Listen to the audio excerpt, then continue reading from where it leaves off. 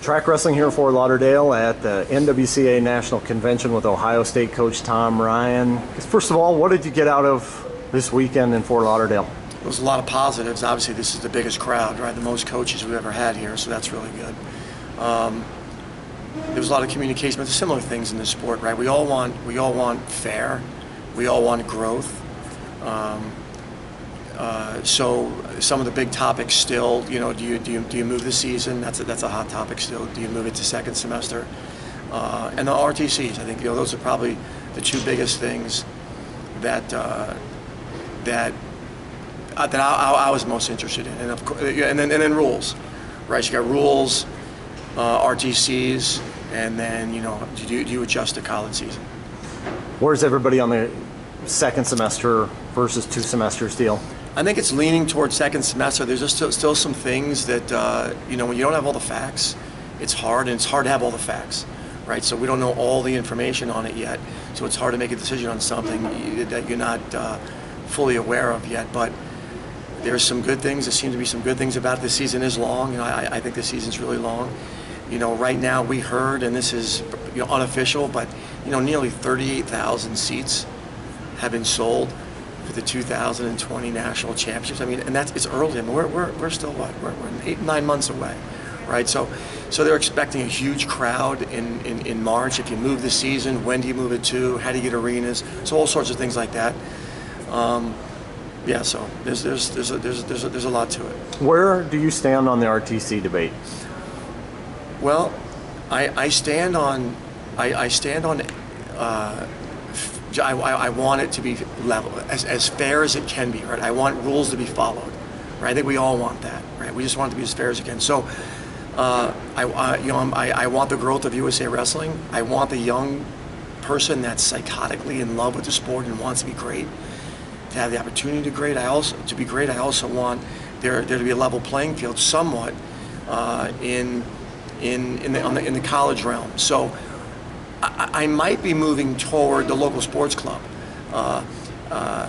If the local sports club is governed by the NCAA, and we can still develop the sport, help Olympic level athletes stay in the sport longer, then I'm for the local sports club. So I voted among the Big Ten coaches to move away from the RTC model and move toward the local sports club model. That was after I spoke to my compliance officer, because Coach Smith brought it up. John Smith brought it up in one of the meetings, and it jolted me. I'm like, what is he talking about? Local sports club, how can that help grow the sport, do what we want to do? And I called my compliance officer, and she said, look, you don't really lose much by doing that model, and what you gain is oversight. And I think everyone here, of the 78 coaches, the oversight is the concern, I think, more than anything. Yeah, I was going to say, it sounded like a lot of movement towards that. Like there was like a growing sentiment of people trying to.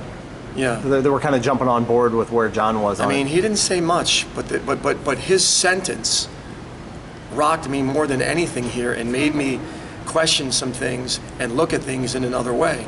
And if we can still raise funds for elite athletes to stay in the sport, if coaches can still interact with their elite athletes, college coaches, then we're just not losing much. So.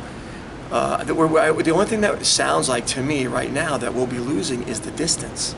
That a prospect can only come to your club if he's within 50 miles, right? And ultimately, there are other things you can do to help those prospects that are outside that radius. You can run a clinic whenever you want, and anybody can come to the clinic, right? So the prospect piece of it, to me, is the least important piece of it. Did you sense that there was growing sentiment towards that, though, amongst coaches? Oh, yeah, there's a lot of momentum. I don't know ultimately how you get that decision made to move away from RTCs and approve local sports club only, but there's a lot. I would say if the group here this weekend had a vote, it would go that way. Real quick, before you have to leave, catch a flight, you were in the meeting room with Tervel, weren't you? In the meeting room? Were you in the staff room with Tervel when he found out he Oh yeah, of course. won Olympic bronze? Oh yeah. What was that moment like? How did things go down? We just celebrated with him and just super happy for him, and yeah, it was an awesome moment. We're talking about 7 years ago, right? You know, like I say, I mean, every human being just wants to be treated fairly, you know, and I think when you get the word that someone cheated like that, you know, and you know, then for me, you go back to, heck, he was in the semis against him, you know, if the guy's not, you know, enhanced, could he have won that and then won Olympic gold? But we're really happy for Tervel. You know, and I think that the wrestling world, anyone that's come across this guy, it's a guy that of all the people you come across, like, hey, it's really special that it's for Tervel. So yeah, we were happy for him. Hey, thanks so much. Appreciate it. Yeah, thanks, man.